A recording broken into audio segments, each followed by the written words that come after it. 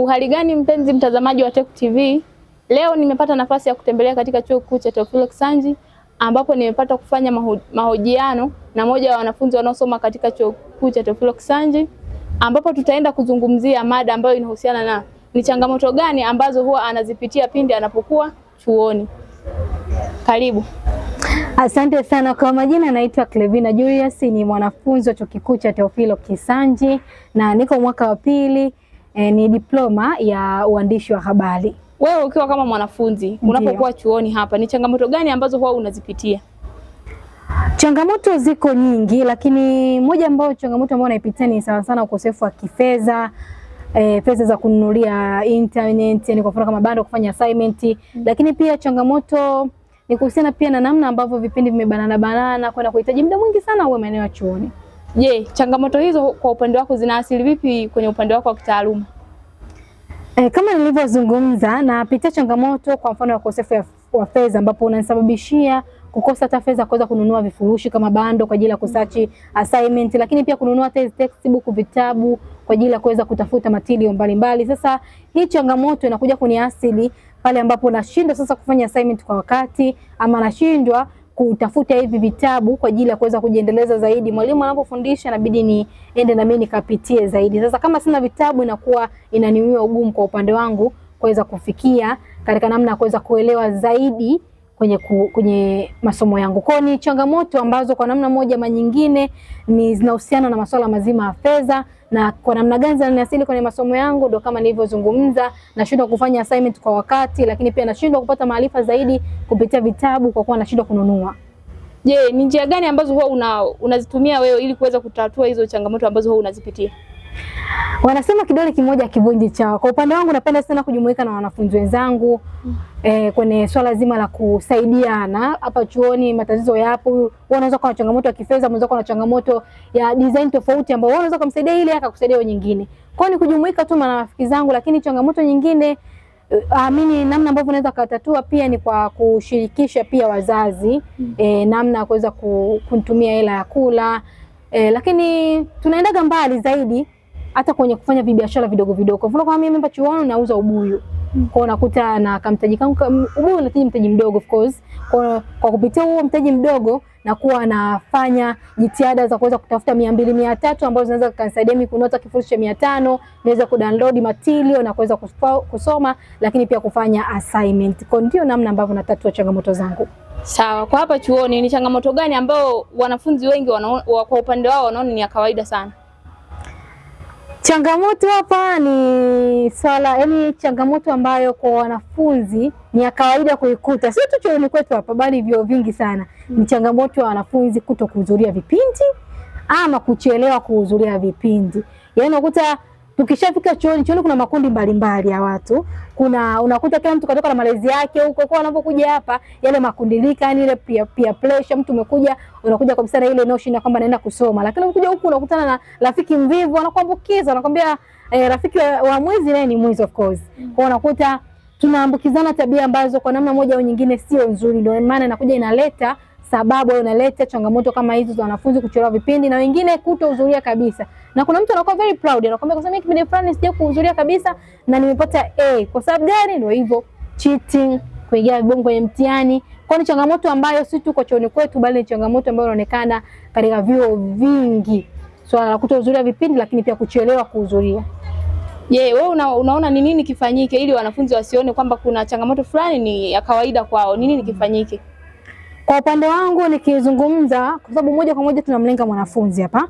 Nikizungumza kwa upande wa wanafunzi, cha kwanza tujue kilichotuleta chuo. Ukishajua kilichokuleta, kuna kale ka huruma, ka kuonea huruma ada ya mzazi. Kuna wazazi wanakuta na shida, kuna majaruba huko, mtoto aenda shule. Kuna wazazi kwani kazi ni ngumu of course, mpaka na mzazi anakuwa very proud, unajua pale mtaani umeenda chuo, kama mwanangu yuko chuo. Sasa unakuja huku chuo uzuri vipindi unaona ni kitu cha kawaida. Unakuja chuo unafuata haya makundi rika, haya tabia ambazo kwa namna moja au nyingine sio nzuri na zinahatarisha msingi wako wa masomo. Ni vitu ambavyo sisi kama wanafunzi inabidi tujitafakari cha kwanza, lakini kitu kingine ni kufuata tu taratibu namna kuweza kutatua matatizo yako.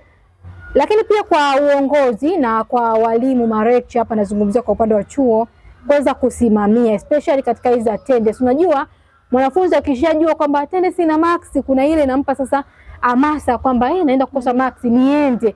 Kwa pia wa lecturers zingatia sana kwenye kuimaki ama kuipa umuhimu ya attendance, watu kusaini na kuzingatia kwamba watu hawasainiani. Hizi quiz za mara kwa mara zinakuwa zinampa mtu motisha asidoji kipindi ama asiondoke kabla muda haujaisha. Kwa ni hivyo tu ambavyo napenda kuwashauri. Kubwa zaidi ni kwa wanafunzi wenyewe tuweze kujitambua na kujua ni kitu gani ambacho kimetuleta katika mazingira ya shule na kufuata taratibu na sheria zote.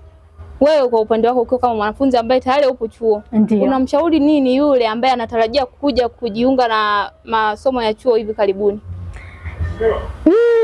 Kwanza nimpe pongezi kwa kuwa unavuka stage moja kwenda stage nyingine. Ni moja kati ya kitu ambacho of course inabidi ujivunie, kwa sababu mnakuwa wengi form 6 ama form 4 mnakuwa wengi, lakini wewe umechaguliwa katika wengi kuja kwenye masomo kama ya chuo. Kwa cha kwanza kabisa cha kumshauri ni kwamba achague kozi kulingana na wito wake unaita nini, kutosikiliza maneno. Pia hii iende pia kwa wazazi. Unajua wazazi wana ile kumpressurize mtoto kwamba nenda kasome daktari, kwenye ukoo wetu hamna daktari, si nenda kasome. Kumbe mtoto anao wito na unakuja huko mashuleni majuoni wanasumbuka au wanapata changamoto kwenye masomo kwa sababu ikupo sio favorite yake. Huenda hata kama mpata ufaulu mzuri anatamani kuwa mwandishi wa habari. Kwa huenda angefuata ndoto zake, angesoma akiwa yuko very comfortable, lakini ile pressurize ya wazazi, jamii, kwa jamii pia itambue namna kuweza kusikiliza mawazo ya huyo mwanafunzi mpya. Lakini pia ni mtoe hofu kuhusiana na masuala mazima ya chuo. Sio kugumu jamani, ni namna tu vile unavyokuja, yani kama ulivyotoka huko kwingine umefanya vizuri, ukazingatia taratibu zote mpaka umpata nafasi ya kuweza kufaulu, na huku ukizingatia zile zitakusababishia ufikie pale ambapo unataka kufikia. Tena of course huku kwetu tunaona kama kumerahisishwa zaidi, kwa sababu unakuta ulichokisema semester 1 semester 2 ukikuta. Kwa kuliko back then unakuta ulichosoma form 1, form 2, form 3, form 4 unavikuta kwenye mtandao wa taifa form 4. Lakini still ukafaulu. Kwa nini chuo kiwe kugumu? Kwa mimi nawakaribisha sana, lakini pia niwatie nguvu kwamba huku kupo tu kawaida, watu wasiwatishe chuo hivi na hivi, chuo hivi na hivi, marekte hapana. Ukijua kilichokuleta chuo na ukafuata miongozo na taratibu yake, maisha ni very simple na very demure. Asante. Nipende kukushukuru mpendwa mtazamaji wa Tech TV ambaye uliweza kuungana nami kuanzia mwanzo wa mahojiano mpaka mwisho wa mahojiano, ambapo tumeweza kuona mwanafunzi alivyoelezea changamoto ambazo huwa anazipitia pindi anapokuwa chuoni, namna anavyoweza kukabiliana nazo hizo changamoto. Pia ameweza kutoa ushauri kwa wanafunzi wale ambao wanatarajia kuja kujiunga na masomo ya chuo. Ulikuwa nami Violet Blasius, nikutakia wakati mwema. Mpendwa mtazamaji wa Tech TV, kama nilivyoweza kukutambulisha hapo mwanzo kwamba leo nipo na mmoja ya wanafunzi ambao wanasoma chuo kikuu cha Teofilo Kisanji, ambaye ni Clevina Julius, ambaye nilikuwa nazungumza naye ni changamoto gani ambazo huwa anazipitia pindi anapokuwa chuoni, ambapo ametoa maoni yake mbalimbali, changamoto ambazo anazipitia yeye akiwa hapa chuoni. Mpendwa mtazamaji wa Tech TV, kama nilivyoweza kukutambulisha hapo mwanzo kwamba leo nipo na mmoja ya wanafunzi ambao wanasoma katika chuo kikuu cha Teofilo Kisanji, ambapo tumepata nafasi ya kuzungumza ni changamoto gani ambazo huwa anazipitia pindi anapokuwa chuoni. Ameweza kutoa changamoto zake na ni namna gani anavyoweza kukabiliana nazo hizo changamoto. Ameongea mengi kuhusu changamoto za hapa chuoni.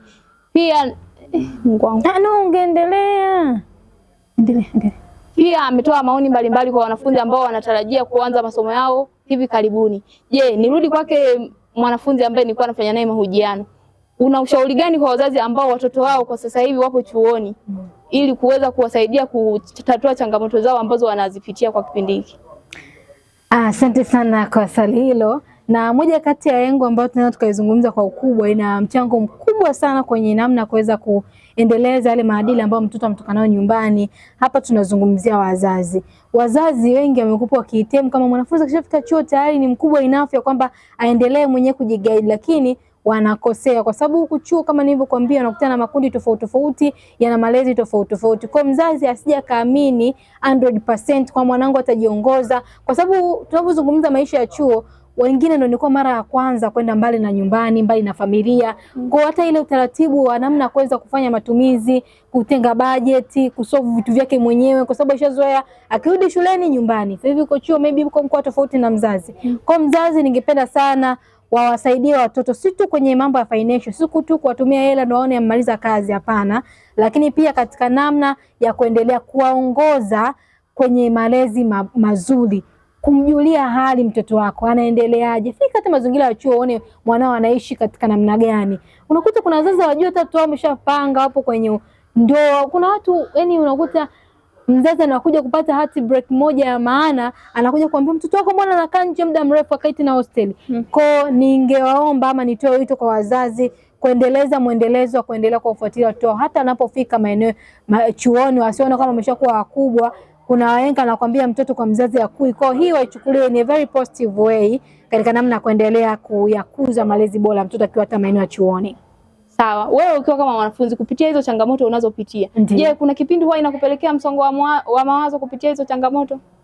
Yeah, of course naweza ngasema hivyo, lakini kwa upande wangu kama nilivyokuambia awali, mimi napenda wanasema kidogo kimoja kivunji chawa. Napenda sana kujumuika na watu tofauti tofauti. Na kitu ambacho kinanifanya pia nisipitie katika hali hiyo. Nikiona niko down au niko katika hali yote ambayo najiona kabisa nahitaji msaada wa mtu, niko very open kufunguka kwa mtu, hata kuhitaji msaada kupitia hata wazazi. Kwa ni vitu ambavyo kwa upande wangu naweza nikasema nimeviepuka kwa namna hiyo, lakini hiyo ni kitu ambacho wanachuo wanavyo sana. Tunapata kesi nyingi sana za wanachuo wamejinyonga, tumemkuta chumbani kwake, sio getoni kwake, amekufa kwa sababu msongo wa mawazo. Chuo kuna vitu vingi kama nilivyokuambia, kuna mtu anakuwa ni first time yake ya kuweza kutoka mbali na nyumbani. Kwa vitu vingi alikuwa anaongozwa na wazazi, lakini sasa hivi anajiongoza yeye mwenyewe. Kwa changamoto hazikosekani. Kuna wengine ni wazito kutatua changamoto. Tunatofautiana malezi. Kuna wengine mtu kama malezi very soft. Kuna kutaje kukutana changamoto kubwa kubwa. Akija maeneo kama huko akutana changamoto hizo kubwa, inakuwa inamfanya awe very stressful, awe depressed kiasi cha kwamba anafikia hatua kuweza kupitia msongo wa mawazo, trauma tofauti, depression. Kwa vitu kama hivyo. Kwa ni kitu ambacho kipo, lakini kwa upande wangu nimeweza kukiepuka kwa kuwa karibu sana na watu. Asante. Nipende kukushukuru mpendo wa mtazamaji wa Tech Television ambaye uliweza kuungana nami kuanzia mwanzo wa mahojiano mpaka mwisho wa mahojiano, ambapo tumeweza kuona ndugu yetu mwanafunzi Clevina Julius ambapo ameweza kusema changamoto ambazo anazipitia na namna gani anakabiliana nazo hizo changamoto, ushauri kwa wazazi, pia ushauri kwa wanafunzi ambao wanatarajia kuja kujiunga na masomo. Ni hivyo amezungumza mengi kuhusiana na changamoto ambazo wanapitia hapa chuoni. Ulikuwa nami Violet Blasius, nikutakia wakati mwema.